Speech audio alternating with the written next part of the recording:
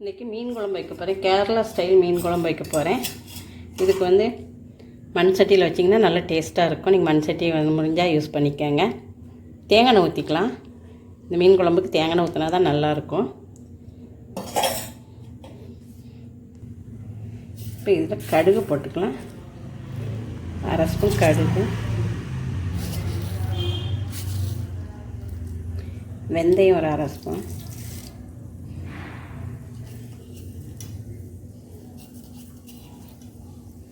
ஜீரகம் ஒரு 1/2 ஸ்பூன் போட்டுக்கலாம்.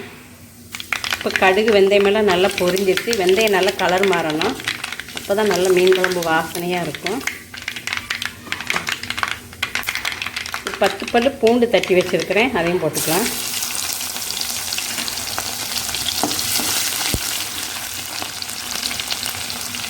இருபது சின்ன வெங்காயத்தை நல்லா சாப்பரில் போட்டு நல்லா பொடிசாக கட் பண்ணி இருக்கிறேன், அதையும் போட்டுக்கலாம். இப்போ சாப்பரில் கட் பண்ணுங்கள், ரொம்ப நல்லாயிருக்கும். பொடிசாக நம்ம எவ்வளோக்கு எவ்வளோ பொடிசாக கட் பண்ணுறோமோ அந்தளவுக்கு நல்லாயிருக்கும். இதில் சாப்பரில் கட் பண்ணும்போது ரொம்ப ஈஸியாக நல்ல சீக்கிரத்தில் கட் பண்ணி கொடுத்துருது. நம்ம கையிலெல்லாம் இந்தளவுக்கு பொடிசாக கட் பண்ண முடியாது. இதில் நல்லா கட் பண்ணி கொடுக்குது. இது வந்து 200 ரூபா தான். நீங்கள் வந்து ஃப்ளிப்கார்ட்டில் தான் வாங்கினது. நீங்கள் பார்த்து வாங்கிக்கோங்க, நல்லா யூஸாக இருக்குது. இப்போ இதில் உப்பு போட்டுக்கலாம் கொஞ்சமாக, வெங்காயம் வதங்குறதுக்கு. கருவேப்பிலை. இப்போ வெங்காயத்தை நல்லா வதக்கிக்கலாம். இது கூட ஒரு சின்ன துண்டு இஞ்சி வந்து நல்லா சிறுகி வச்சுருக்கிறேன். காய் சிறுகிறதுல சிறுகிக்கங்க. கட் பண்ணி போடுறத விட கட் பண்ணி போட்டால் கூட வாயில் கடிப்படும். இந்த மாதிரி சிறுகி போட்டிங்கன்னா இஞ்சி பூண்டு கேரளா குழம்புல மீன் குழம்புனாவே அவங்க இஞ்சி பூண்டு சேர்த்துக்குவாங்க. இஞ்சி பூண்டு பேஸ்ட்டு சில பேர் போடுவாங்க. இப்படி கட் பண்ணி தட்டி போட்டோம்னா நல்ல டேஸ்ட்டாக மணமாக இருக்கும். ரொம்ப இஞ்சி பூண்டு வாசம் அதிகமாக இருக்காது. இதை நல்லா வதக்கிக்கலாம். இப்போ வெங்காயமெல்லாம் நல்லா வதங்கிருச்சு. இந்தளவுக்கு நல்லா வதக்கிக்கங்க. இப்போ இதில் மசாலா போட்டுடலாம். 1 ஸ்பூன் இது காஷ்மீர் மிளகாத்தூள், இந்த ஸ்பூனுக்கு 1 ஸ்பூன் போட்டிருக்கேன். குழம்பு தூள் ஒரு 2 டீஸ்பூன்,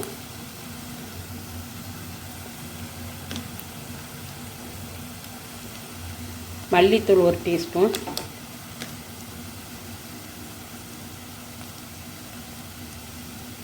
மஞ்சத்தூள் ஒரு 1/2 ஸ்பூன் போட்டுக்கலாம்.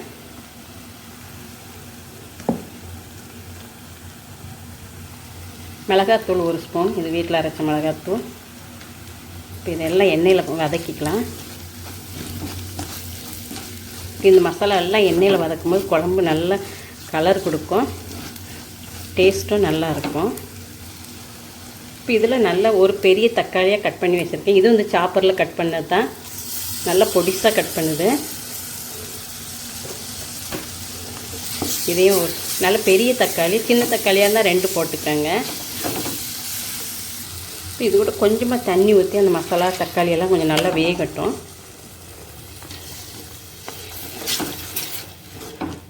இப்போ தக்காளியெல்லாம் நல்லா வதங்குற வரைக்கும் வெயிட் பண்ணலாம்.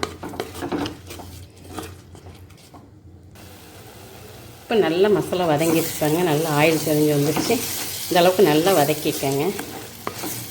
நான் ஏற்கனவே நிறைய வகையில் மீன் குழம்பு போட்டிருக்கேன், அதையும் பாருங்கள். ஒவ்வொன்றும் ஒவ்வொரு விதமாக செஞ்சுருப்பேன். இப்போ இதில் தண்ணி ஊற்றிக்கலாம்.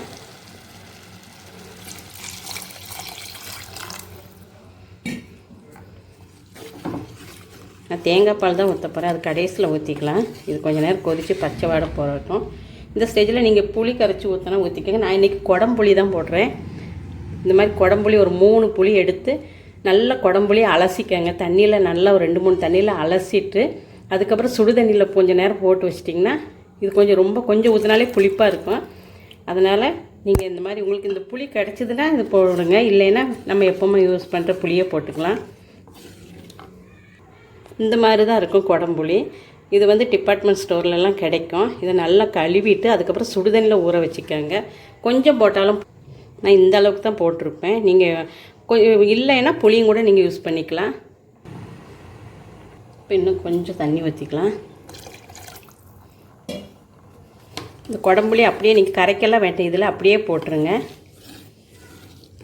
புளிப்பு காரம் உங்களுக்கு எவ்வளோ தேவையோ அதுக்கு வந்தாப்புல நீங்கள் போட்டுக்கோங்க.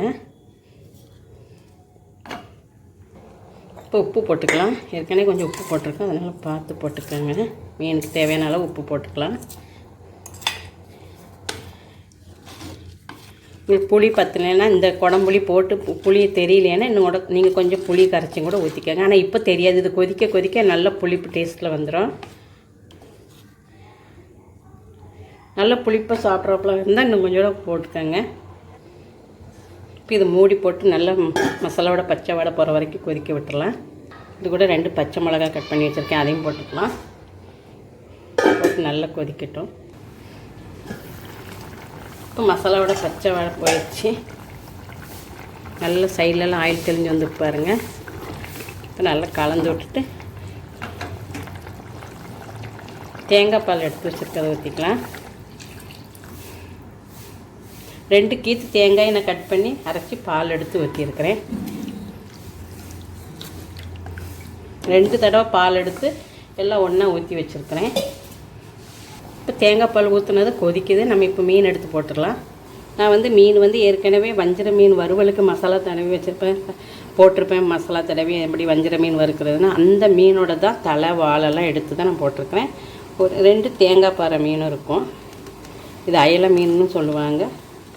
2 அயலை மீன் தலையும் ஒரு வாழை எடுத்துகிட்டு ஒரு மீனை வறுக்கிறதுக்கு நான் அதில் போட்டுட்டேன். மீதி எல்லாமே அந்த வஞ்சிர மீன் தலையும் வாழையும் தான் போட்டிருக்கேன். இப்போ இந்த இதை எடுத்து போட்டுடலாம். வணக்கம்.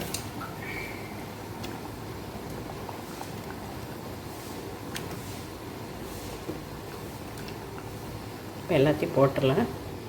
இப்போ நல்லா கலந்து விட்டுக்கோங்க.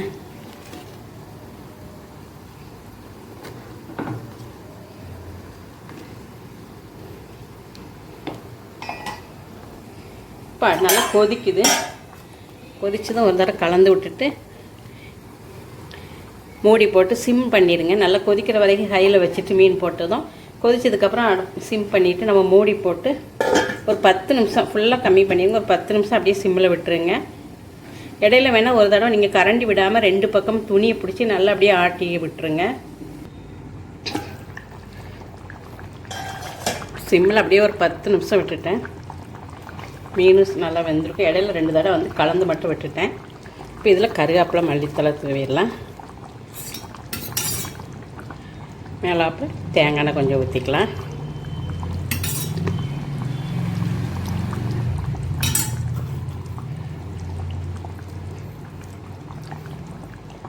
இப்போ அடுப்பு ஆஃப் பண்ணிடலாம்.